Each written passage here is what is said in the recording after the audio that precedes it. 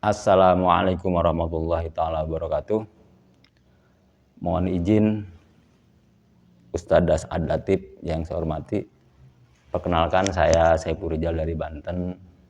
Saya ingin curhat, ingin menyampaikan sesuatu, ada situasi bahkan kebijakan yang dapat mengancam keabsahan ibadah haji dan umroh.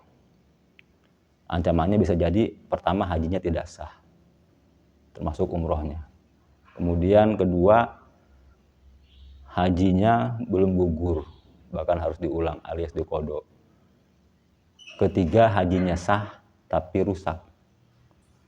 Kemudian ancaman berikutnya, sholat berjamaah di Masjidil Haram dan sholat jamaah di Masjidil Nabawi bisa jadi terancam tidak sah sholat jamaahnya. Kemudian titik persoalannya adalah ada di satu yang saya akan permasalahkan adalah wukuf tentang waktunya. Kedua, sendal yang dibawa ke Masjidil Haram. Ketiga, tentang lempar jumroh. Keempat, miqat di Jeddah. Kemudian berikutnya adalah tentang manasik haji dan umroh tanpa menyertakan toharoh, materi toharoh. Kemudian tawaf ya, di matop di lantai atas. Berikutnya adalah di pesawat jamaah haji dan umroh meninggalkan sholat wajib. Dan terakhir adalah tentang doa talbiyah. Saya mohon pencerahannya dari Pak Ustadz agar jamaah haji Indonesia, jamaah umroh Indonesia itu sah, syukur-syukur mabrur, dan sahnya juga menggunakan qaul yang rojih, yang muktamad, bukan dengan qaul yang diupayakan seperti itu. Saya kira itu Pak Ustadz ya, sekali lagi apa yang saya sampaikan tidak mewakili kebenaran. Monggo silahkan Pak Ustadz mengkaji, mentelaah apa yang saya ceritakan di sini ya. Saya tidak bermaksud menggurui, bukan. Karena memang di video ini hitopnya ke umum ya. Karena saya sampaikan ini di melalui video karena ini untuk kepentingan umum ya, bukan pribadi. Jadi saya expose melalui media sosial yang lebih luas. Saya pikir itu, semoga Pak Ustadz berkenan. Assalamualaikum warahmatullahi taala wabarakatuh. Mohon izin Buya Aroji Hashim, perkenalkan saya Saiful Rijal dari Banten. Saya ingin menyampaikan ada situasi bahkan kebijakan yang dapat mengancam ibadah haji dan umroh jamaah haji Indonesia. Ancamannya yang satu diantaranya adalah haji tidak sah. Kedua, hajinya belum gugur, dia harus mengulang kembali alias mengqodho. Yang ketiga, hajinya sah tapi rusak. Yang keempat, sholat berjamaah di Masjidil Haram dan Masjid Nabawi bisa jadi tidak sah. Kemudian yang kelima, mengerjakan haji dan umroh tapi menyertakan kemaksiatan. Titik masalah yang terjadi diantaranya adalah satu, persoalan wukuf, yaitu tentang waktunya. Kemudian kedua, sendal yang dibawa ke Masjidil Haram dalam keadaan mengerjakan tawaf ataupun sholat. Kemudian lempar jumroh kaitannya dengan marma dan waktu. Kemudian miqat di Jeddah. Kemudian berikutnya adalah manasik haji dan umroh tanpa menyertakan materi toharoh. Kemudian tawaf di lantai atas. Kemudian juga ketika di pesawat meninggalkan sholat wajib. Berikutnya doa talbiyah. Sudah maklum bahwa untuk berhaji saat ini tidaklah mudah. Para kiai, para masyayikh, para asatid, ibu nyai, ibu saja yang saya hormati. Yang pertama terkait masalah wukuf. Wukuf kan ya sudah maklum lah. Wukuf adalah mu'dhamu arkanil haji. Yang jadi masalah adalah waktunya ya. Kalau tempat oke ya, zonanya jelas Eropa ada batasnya. Kemudian juga ya kita juga insya Allah ahli ibadah lah. Ibadah artinya tidak dalam keadaan gila ya. Jadi sederhana persyaratannya. Cuman ini masalah waktu ya. Saya seseorang yang mungkin juga banyak yang seperti saya yang mengikuti menggunakan darjah yang tinggi lah, darjah yang besar ya. Nah, posisinya waktu itu saya alami ya, pribadi saya ingin haji saya sah. Wajar kan seorang jamaah haji ingin hajinya sah. Kalau mabrur ya saya ngukur diri lah, kalau mabrur saya juga tahu diri ya. Saya ingin haji saya saja. Sementara kata guru saya, ya kalau wukuf di luar waktunya dan beliau menggunakan darjah tinggi, ya dengan menggunakan derajat rendah itu, kata beliau, ya tidak sah hajinya. Karenanya saya berjuang bagaimana saya sah wukufnya sehingga sah haji saya. Saya ikuti alur jamaah secara umumnya ke Arafah. Waktu itu kan tanggal 9 Zulhijjah versi Saudi, versi saya itu 8 ya. Sehingga kemudian saya berupaya balik lagi ya ke Muzdalifah, kemudian ke Mina, dari itu saya balik lagi. Nah, untuk balik lagi ke Arafah itu tidak mudah ya. Waktu itu kan di Mina itu versi Saudi itu ada tanggal 10 Zulhijjah. Sementara versi saya itu yang saya yakini itu tanggal 9 Zulhijjah. Maka saya balik lagi ke Arafah. Saya tayangkan ya tuh apa referensinya ada tuh di kitab ya di sini ya. Saya tampilkan video. Nah, untuk nyampe berjuang agar saya itu saya harus ngumpet-ngumpet gitu ya, seperti kriminal lah gitu kan. Jangan sampai ketahuan askar, ketahuan polisi gitu kan. Bahkan saya juga udah siapkan beberapa jawaban gitu kan, kalau ada yang nanya polisi jawabannya jar aja lah, berkunjung atau jalan-jalan gitu. Kan nggak bohong, misalnya kan berkunjung kan ke mana, ke Jabal Rahmah. Saya berjalan sampai ke Raudhoh ya. Raudhoh itu yang di Mekah, bukan Raudhoh di Madinah maksudnya ya. Disitulah baru ada mobil, ada kendaraan, baru saya ke Arafah dengan rasa tegang ya, tegang, takut dideportasi misalnya. Nah, setelah sampai ke Arafah, saya langsung menuju ke Jabal Rahmah. Di sana mungkin ada terkumpul mungkin sekitar ya mungkin 200 orang lah. Ada juga beberapa puluh orang dari Indonesia lah, ada juga dari beberapa negara lain gitu. Akhirnya saya wukuf asar sampai maghrib ya, mempertemukan siang dan malam, alhamdulillah. Dari situ kemudian saya ke Muzdalifah.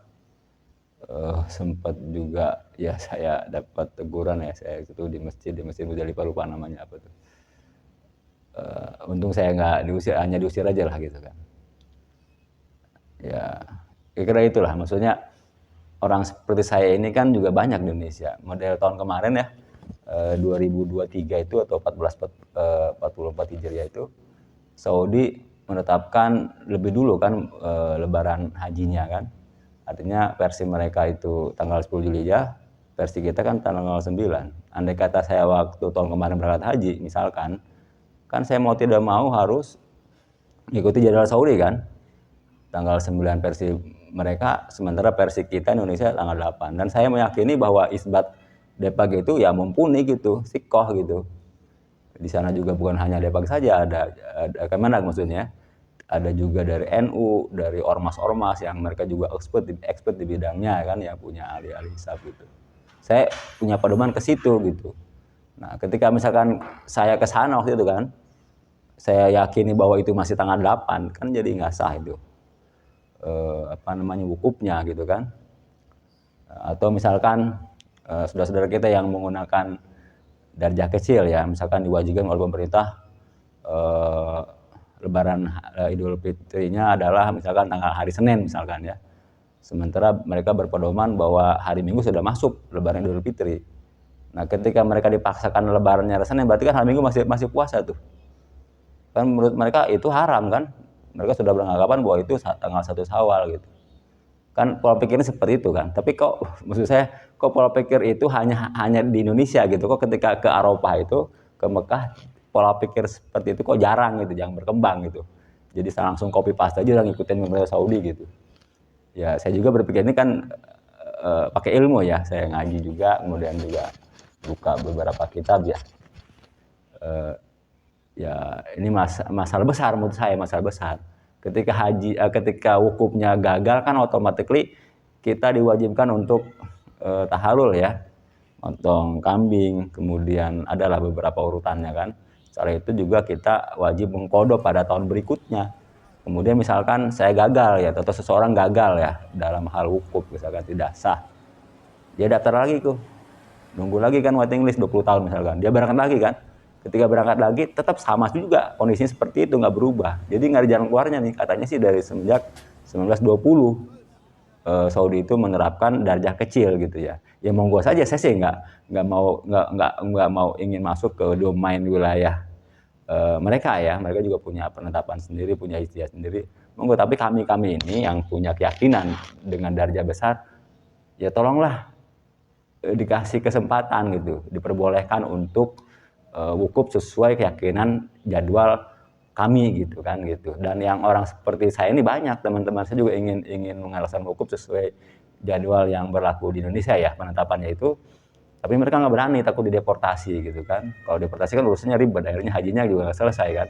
Dia tidak bisa melaksanakan ifadah, sa'i dan seterusnya gitu. Jadi ini dilema gitu menurut saya. Barangkali para masyayikh, para ustadz, para kiai ada solusinya gitu kan, atau ada akses ke pemerintah bisa disambungkan lagi kemudian ke pemerintah Saudi agar diusulkan, agak ada kebijakan lah, ada toleransi untuk orang-orang yang seperti saya ini gitu ya, yang bermadzhab Syafi'i, dan saya yakin di Indonesia ini cukup mayoritas gitu itu terhadap wukuf gitu ya. Jadi sedangkan wukuf kan ya jelas lah pangkalnya ya, apa namanya, ibaratnya sasis atau nomor mesinnya haji itu ya wukuf gitu. Mudhu muarkanil haji ya, jadi saham tunggalnya haji ya wukuf gitu. Jadi harus benar-benar apa sih, benar-benar apik lah gitu kan. Jadi ini hanya terkait waktu ya, tapi itu sangat penting sekali gitu kan, karena menyangkut keabsahannya wukuf, maka juga terkait dengan keabsahannya haji. Sedangkan orang untuk haji tidak mudah. Mungkin ada yang jual sawah, kemudian ada juga yang ya samalah ngantri yang 20 tahun, 25 tahun, ada bahkan juga di atas 30 tahun gitu. Nah juga kasihan juga mereka kalau sampai kemudian mengalami hal seperti saya ini gitu. Para kiai, para masyayikh, para asatid, ibu nyai, ibu saja yang saya hormati. Kemudian yang kedua masalah ini, kebijakan pemerintah Saudi sudah mungkin ada sekitar 20 tahun lah kurang lebih ya. Sendal harus dibawa gitu kan, atau sendal tidak ada tempat sendal di Masjidil Haram. Nah, ini kan juga jadi rumit gitu kan. Sendal itu kan juga tidak serta-merta itu pasti dokumen suci kan. Bisa jadi kita di depan itu menginjak kotoran burung ya, yang cukup banyak burung depan itu kan sebelum masuk area Masjidil Haram. Saya di sini konteksnya menggunakan qaul mu'tamad atau qaul roji ya. Itu kan ketika ada salah satu yang basah, sendalnya basah atau kotoran burungnya yang basah kan, berarti kan bernajis sendal itu kan. Ketika bernajis dimasukkan ke tas gitu kan, atau misalkan bisa jadi di kamar mandi dia misalkan jorok kena ya misalkan percikan limbah manusia misalkan ya, baik air kencing ataupun apa misalkan, kan lebih parah lagi tuh. Nah saya ngalami sendiri ketika setiap kali saya masuk Masjidil Haram, saya coba bersihkan sendal itu gitu. Kan saya berpikirnya moderat, 50-50 lah. Ini sendal ini yang saya pakai kemungkinannya 2, bernajis atau tidak gitu kan. Maka ikhtiaton saya bersihkan tuh di atas tempat sampah kan, misalnya ada tempat sampah tuh kalau mau masuk masjid tuh bersihkan. Itu banyak orang ngeliatin saya aneh gitu. Dan yang saya tahu ya walalam ya mungkin saya terbatas ya. Yang melakukan itu hanya saya gitu. Maksudnya saya belum pernah lihat yang lain. Saya juga jadi unik, saya kok jadi aneh juga kok saya doang gitu kan ya. Padahal saya juga pakai ilmu juga, maksudnya itu tidak ngasal gitu kan. Dari rujukan yang saya pahami, karena untuk sholat sah kemudian tawaf sah kan harus suci dari najis kan, saya bersihkan itu kan dengan standar fikih. Saya masukkan tas ke dalam. Berikutnya ini kan Masjidil Haram bukan masjid sembarangan gitu. Masa sih jangan sampai ada orang ke dalam masjid bawa najis gitu kan, gimana gitu loh. Kita juga harus menjaga muruah ya wibawa Masjidil Haram gitu. Jadi saya mohon kalau berkenan ya para ustadz, para masyayikh, para alim ulama coba mengusulkan ke pemerintah gitu yang punya akses, agar pemerintah RI mengusulkan pada pemerintah Saudi untuk membuat sterilisasi najis gitu. Jadi biasalah seperti ada kolam gitu kan, setiap orang mau masuk Masjidil Haram mesti mau tidak mau melewati kolam itu dengan sendalnya kan. Nah setelah itu baru kan sendal itu basah, baru disiapkan blower gitu untuk mengendalikan sendal sehingga sendal masuk ke tas dalam keadaan kering. Kan juga itu solutif gitu kan. Atau juga dibuat kebijakan ya sendal boleh disimpan lagi di luar, dibuatkan rak seperti di Masjid Nabawi. Itu terhadap sendal ya, karena ini terkait juga dengan keabsahannya tawaf gitu kan. Kalau tawafnya tidak sah ya otomatis umroh haji juga tidak sah. Kemudian tentang sholat jamaah ya. Sholat jamaah kan kalau kita di Indonesia mayoritas mazhab Syafi'i ya. Saya hanya mengutip mazhab Syafi'i saja, saya tidak yang lain, tapi mayoritas Syafi'i ya. Kan dalam kitab Nihayatul Muhtaj saya lihat itu barang siapa yang pengaruh mazhab Syafi'i bermakmum kepada imam yang walaupun itu imam agung, imam besar atau wakilnya, dia tidak baca bismillah lam tasihah, tidak sah gitu sholatnya. Nah, jadi persoalan adalah ini imam di sana itu baca bismillah enggak gitu, atau bismillah baca tapi sir gitu kan. Nah, sir juga saya terkadang ketika dia baca sir terdengar tuh suaranya bismillahirrahmanirrahim, baru alhamdulillahirabbil alamin gitu kan. Nah, berarti kan oke, nggak ada masalah. Ada lagi yang imam yang saya perhatikan nggak ada suara bismillahnya gitu. Apakah dia memang baca sir tapi sangat pelan sekali sehingga tidak terdengar, atau tidak baca gitu kan? Kan juga ragu juga kita kan. Akhirnya karena dalam rangka ada mayurib ila malayurib, akhirnya ya sesuai petunjuk guru saya, kalau sholat isya misalkan menurut petunjuk guru saya itu sholat isya dulu tuh munfaridan tuh setelah azan. Nah, kemudian setelah qomat baru kita sholat lagi, sholat sholat isya berjamaah ya, i'adatan gitu kan. Nah, kira-kira seperti itu. Jadi muter juga, ini kan hal begini kan jarang tersosialisasi gitu kan. Maksudnya cobalah diremukan gitu, gimana tolong disampaikan gitu kan, kalau ini benar gitu ya, tolong disampaikan. Dan juga kalau berumah ya difatwakan dalam lembaga yang resmi gitu, gimana kaifiat cara sholat berjamaah dengan yang beda mazhab, kira-kira seperti itu. Atau lebih mantap lagi kalau misalkan pemerintah RI mengusulkan kepada pemerintah Saudi agar seluruh imam Masjidil Haram dan seluruh imam Masjidil Nabawi agar membaca bismillah gitu, walaupun sir gitu kan. Mungkin bagi mereka tuh baca bismillah sunnah gitu, seperti halnya kita auzubillahi minasyaitonir rajim sunnah kan. Jadi kalau itu kan kita ragu bahwa berarti imamnya baca bismillah sir gitu kan. Kalau ini kan kita bingung baca atau enggak gitu. Gitu terhadap sholat jamaah di Masjidil Haram atau Nabawi. Kemudian mengenai marma ya, saya lihat ya, mungkin saya terbatas ya, yang saya lihat dan saya alami waktu saya haji itu rata-rata orang jamaah itu melempar batu itu ke tembok gitu, ke haid gitu ya. Dan bisa dilihat juga di video-video itu banyak, bahkan mungkin mayoritas yang lemparnya ke atas bukan ke bawah. Sedangkan dalam kaidah fikih mazhab itu, mazhab Syafi'i, harus qasdul marma, artinya targetnya itu atau skipannya itu kalau baca sniper itu harus ke marma targetnya, bukan ke haid. Kan haid itu kan hanya sekedar penghalang ya dari pemerintah Saudi membuat haid itu tembok itu agar batu dari arah berlawanan tidak saling lempar gitu. Bukan marma gitu kan.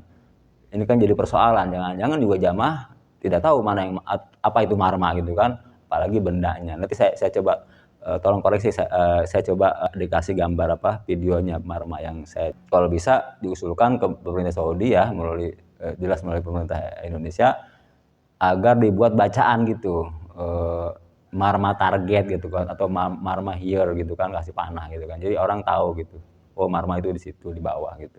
Karena memang kecil dia, tampakannya kecil deh, tampilannya kecil karena jauh ya, kecil, nyaris nggak kelihatan gitu. Oke, itu marma ya. Kemudian ini di Mina ya, saya alami Mina itu crowded ya, karena overload ya, terlalu banyak jamaah sehingga mohon maaf lah, jadi sampai ya, kamar mandi kadang-kadang laki-laki ke kamar perempuan karena saking berjubelnya itu, jadi ya, nggak pas lah menurut saya gitu secara syar'i ya. Jadi campur perempuan wanita di kamar mandi itu karena memang antrinya banyak.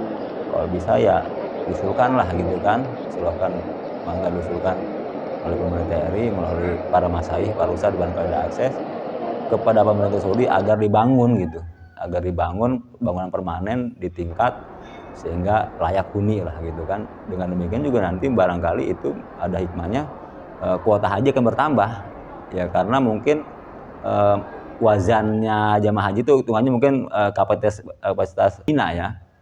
Kalau misalkan Mina hanya sanggup menampung 3,5 juta, dengan di tingkat bisa jadi 5 juta kan, bisa kuota haji bisa bertambah hikmahnya gitu. Kemudian mikot di Jeddah ya. Mikot di Jeddah kan udah lama banget nih. Dari tahun 70 kan, tahun 70 ke bawah kan masih menggunakan kapal laut. Kapal laut kan rutenya beda dengan kapal udara. Jangankan beda kapal laut dengan udara ya, dengan kapal udara ya. Mobil saja kan ketika lewat tol dengan lewat non tol, tidak di luar tol, itu kan beda rutenya gitu kan. Nah, ini Tolong saya koreksi kalau salah ya. Yang saya tahu mikot itu ada 5. Kita ya lam-lam, kita ini jelas kita termasuk Yaman, mikotnya ya lam-lam di daerah ini. Jadi saya bicara yang ini ya, yang gelombang kedua ya, yang langsung ke Mekah gitu kan. Nah, ini kan jelas di pesawat itu sudah diumumkan bahwa kita akan melewati lam-lam gitu kan. Jelas itu, baik kita menggunakan pesawat Saudi Airlines, menggunakan Garuda, menggunakan Lion, menggunakan pesawat apapun tetap sama situ gitu. Berarti jelas bahwa kita melewati lam-lam. Jadi kalau saya ya di lam-lam itu di atas pesawat saya bermikot ya. Walaupun mungkin itu kondisinya paling 10% pesawat itu ya. Saya sudah sampaikan, mereka nggak percaya. Pokoknya mau kata orang tua dulu juga itu di Jeddah gitu. Ya kan? Sedangkan yang saya tahu 5 ini ketika misalkan kita tidak melewati saja yang 5 ini, tapi ada yang terdekat, maka kita ngambil mikot yang terdekat kan gitu. Kalau ini kan jelas terlewat gitu. Jadi tidak bisa menggunakan mikot alternatif. Kan ada mikot alternatif tuh. Pasti dalam ridho itu dikatakan fa'ilam yuhaidi syai'an ahrama marhain min Mekah gitu. Kalau nggak melewati sama sekali baru kita berihram 2 marhalah dari Mekah gitu. Di antaranya Jeddah atau dimanapun lah, pokoknya 2 marhalah gitu kan. Nah, jadi Jeddah itu hanya mikot alternatif ketika tidak melewati salah satu dari 5 itu gitu kan. Ini kan melewati. Mau nggak mau kan harus di atas pesawat gitu kan. Mikotnya gitu. Ketika dia Jeddah, maka dia kena dam 1 ekor kambing ya. 1 ekor kambing melanggar wajib haji gitu. Sedangkan kondisinya kan dari tahun 70 ini. Berapa juta orang yang harus bayar dam kambing gitu kan. Ini maksudnya tolong dibahas ya. Maksudnya bener nggak kabar saya ini kan. Mungkin terjadi perdebatan, monggo aja silahkan. Tapi ini harus ada jalan keluar gitu. Jadi dengan alasannya ketika di Jeddah itu orang tua dulu juga begini di Jeddah. Ya mungkin orang tua dulu itu konteksnya naik perahu itu kan. Naik perahu kan beda ininya. Rutenya, dan Jeddah itu kan luas, bukan kecil gitu ya. Luas sekali Jeddah itu. Mungkin bisa sebesar Kalimantan Selatan mungkin, atau besar lah Jeddah itu, besar sekali ya. Kemudian manasik haji umroh tanpa toharoh. Ya betul sih judulnya memang kita mau hajian mau umrohan gitu kan. Tetapi itu tadi ada kaidah malayatimul wajib illa bihi fawajib. Tidak sempurna satu pekerjaan kecuali oleh pekerjaan itu, maka pekerjaan itu menjadi wajib. Kita diwajibkan untuk sholat tidak sah tanpa wudu, maka mau tidak mau kita harus wudu.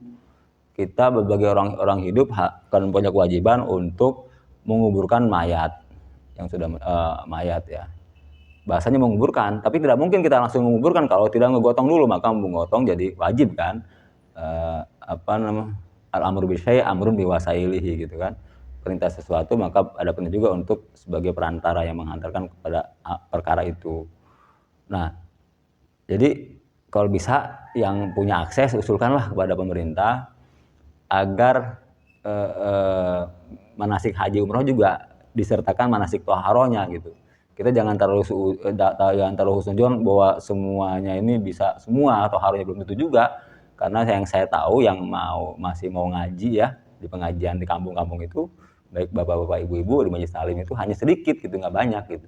Dan trennya sekarang kan orang yang haji atau umroh kan yang punya uang, bukan yang bisa ngaji gitu. Dulu kan rata-rata orang-orang ulama lah, orang-orang yang ngerti agama baru haji gitu.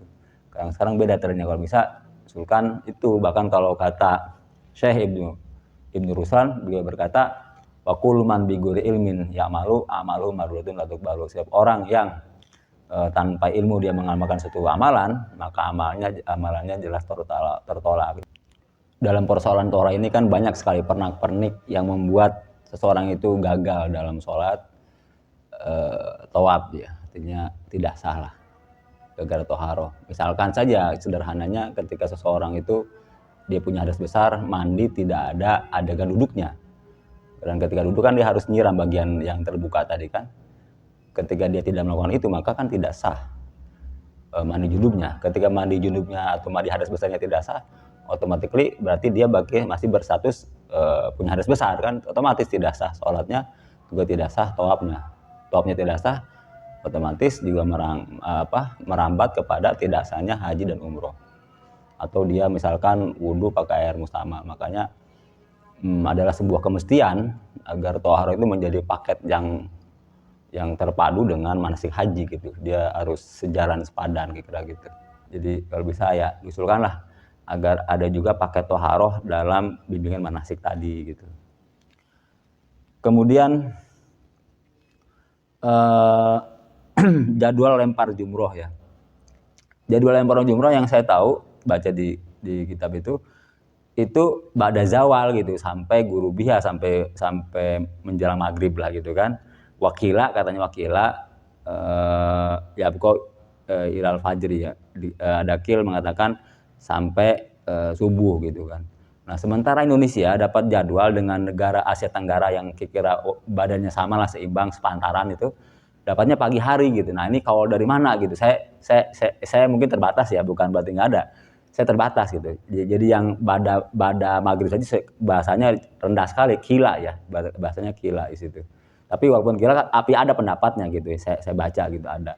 Kenapa nggak diusulkan saja agar jamaah haji Indonesia dapat jadwal untuk Romul Jamarotnya, lempar jumrohnya itu pada maghrib atau pada isya.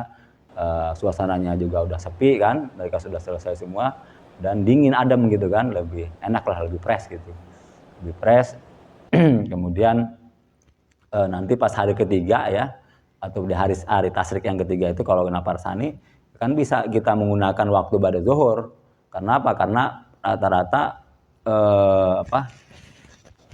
jamaah itu kan udah mulai mengosong tuh di napar awal itu. Bahkan saya dengar itu, saya pernah baca di Gunyah ya, kitab karangan Tuan Syekh Abdul Qadir ini ya, ada RT-nya Tarekat Qadiriyah. Beliau kan mazhab Imam Ahmad. Kalau nggak salah mazhab Imam Ahmad tuh tasiknya cuma 2 hari gitu. Kalau kita kan 3 hari gitu. Jadi relatif ini kosong gitu. Jadi pas hari ketiga bukan malam tapi pada zuhur gitu. Tapi ya kira-kira gitu solusinya ya. Jadi setelah zuhur atau mau asar baru kita menuju ke Mekah atau ke hotel. Kemudian untuk 2 talbiyah ya. 2 talbiyah itu kan memang sunnah ya, tapi maksudnya walaupun sunnah kan lebih bagus kalau dibaca dengan sesuai qiraat gitu. Yang saya dengar ya mungkin juga ini juga yang lain mendengar juga ya. Tidak sesuai qiraat gitu, maksudnya nggak enak aja gitu. Maksudnya bagusnya kan sesuai qiraat gitu. Seperti innal hamda waqaf gitu kan. Wa ni'mata lakal mulk kan semestinya kalau saya qiraat kan kalau mau berhenti innal ham wa ni'mah gitu kan. Lakal mulk gitu kan. Atau labbaik Allahumma labbaik kan aturan kalau sambung labbaik Allahumma labbaik gitu. Maksudnya kaidahnya itu maksudnya biar pas lah gitu, enak ya. Kalau saya sih baca begini nih, mohon dikoreksi nih para ustadz, para kiai, para masayikh. Labbaik Allahumma labbaik, labbaik la syarika laka labbaik, innal hamda wan ni'mata laka wal mulk la syarika lak. Kira-kira gitu, walalam ya, maksudnya tolong dikoreksi. Kemudian tentang matop ya, matop yang di atas ya, tempat tawaf yang di atas itu kan lingkarannya jauh ya. Dia enaknya memang sepi ya, nggak terlalu padat. Cuma kendalanya kan tawaf itu kan bahu kiri kan harus tetap terarah ke arah Ka'bah nih. Sementara Ka'bah itu kan kalau di atas jadi mengecil karena dia jauh ya, mengecil gitu. Kan nggak mungkin kita leher kita gini terus, kadang-kadang kita ada ke bawahnya kan. Biasanya kalau cenderung kalau orang jalan itu kan ke bawah biasanya, kecenderungannya ya, naturalnya kan seperti itu.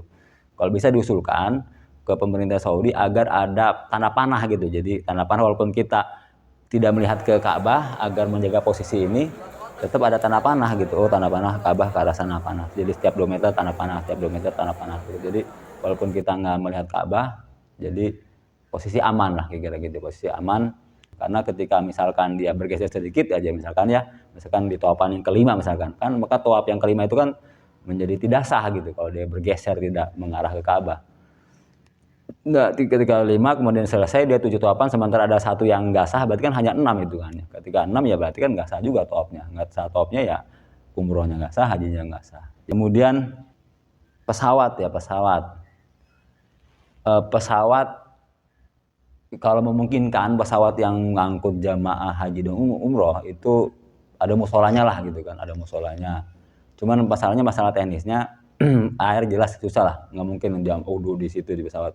Kalau pakai tayamum, pakai tanah ya, tayamum ya, itu aman nggak buat mesin kendaraan, berbahaya nggak? Kalau nggak berbahaya kan bisa juga pakai tayamum. Karena apa? Karena begini, ini kan ketika jamaah umroh itu berangkat ke sana, ke Mekah gitu kan, ke Tanah Suci, pulangnya kan mesti ada 2 sholat yang tertinggal, termasuk juga jamaah haji ya, yang lain juga jelas otomatis lah, pulangnya itu akan ada beberapa sholat yang tertinggal.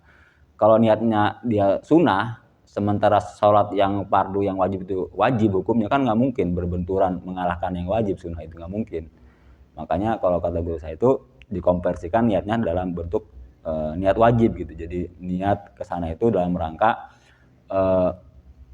membantu sesama muslim yang usaha di bidang travel gitu kan, itu kan wajib juga menolong sesama. Bagian hukumnya ya ada masalah kan, seperti orang jadi TKI, TKW ketika kemudian dia ada waktu umroh atau hajian kan tetap sah.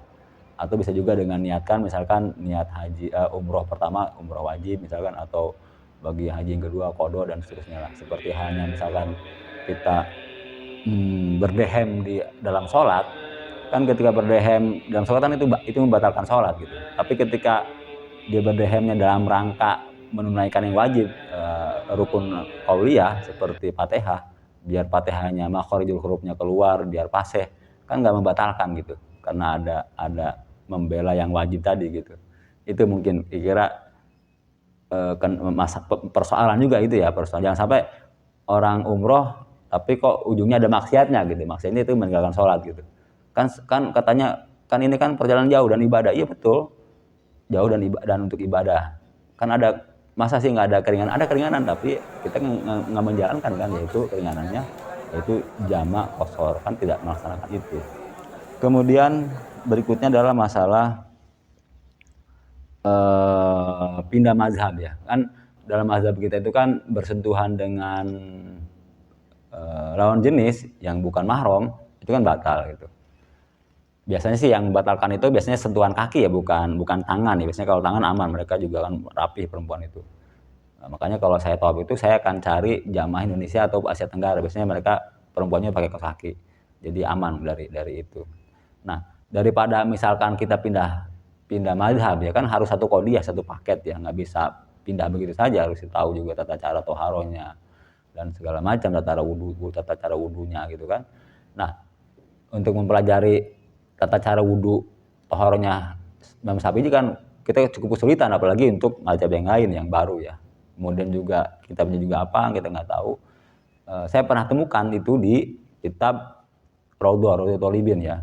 Kalau nggak salah bahasanya begitu, wa in taqidu wudu'ul malmus wudu'u ghair amdin bi ghairi syahwatin fi sahih gitu kan. Jadi batal wudunya orang yang disentuh, yang tersentuh gitu ya, orang yang nyentuh tanpa syahwat, kemudian yang tadi fi sahih gitu, jadi batal wudunya itu batal, tapi fi sahih ujungnya fi sahih. Berarti kalau fi sahih itu kan tidak 100%. Artinya tidak jazman atau tidak qat'an. Kalau jazman qat'an jelas bila khilafin ya. Berarti kalau fi sahih itu dalam mustalah fikihnya itu berarti ada ulama minoritas yang mengatakan tidak batal gitu. Nah, itu saya pakai gitu kan. Saya pakai walaupun itu qaul dhaif tapi rajih min haisul waqi, karena kita sulit sekali menghindari itu gitu. Karena kalau misalkan gara-gara itu kemudian misalkan jamaah itu harus wudu lagi gitu kan dia akan tertinggal oleh jamaah, belum itu juga dia tahu pulangnya kan, atau jamaahnya nunggu juga madorot juga kan gitu kan. Bisa pakai qaul dhaif tadi ya, karena ini kepepet ya, bukan ini karena keadaan lah, bisa mungkin dipakai kan qaul dhaif itu. Tapi kalau kentut kan jelas itu mah udah qat'an ya, dilahirapin harus wudu lagi kira gitu. Itu masalah pindah mazhab gitu. Jadi tidak semudah itulah kalau menurut saya, harus satu qadiyah. Kalau setengah-setengah bisa talfik. Oke, saya sekali lagi mohon pencerahannya, mohon koreksiannya, mangga ditanggapi gitu ya. Mudah-mudahan ini bukan masalah saya gitu ya, ini masalah kita semua ya, terutama jamaah haji dan umroh Indonesia gitu. Dan berkenan ya, semestinya saya yang telepon ya, cuman kan saya nggak tahu nomor teleponnya ya para ustadz, para kiai, para masyayikh. Mungkin saya cantumkan telepon saya di sini ya gitu kan. Mungkin kita bisa saya mungkin bisa belajar lebih banyak lagi lah gitu, minta pencerahannya gitu kan. Mangga mau dibahas di video juga biar lebih umum, biar orang tahu juga mangga silahkan gitu kan ya. Nah, ini juga apa yang saya sampaikan jangan jadikan pedoman gitu.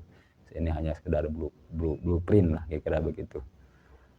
Kira-kira itu, sekali lagi saya mohon masukannya, bimbingannya, sekaligus juga memang saya sampaikan melalui video ini agar seluruh masyarakat jamaah haji umroh ini bisa mengetahui bahwa ternyata ini loh ada persoalan gitu, barangkali jamaah sekalian bisa tanyalah kepada guru-gurunya agar lebih paham, lebih detail lagi pemahamannya gitu.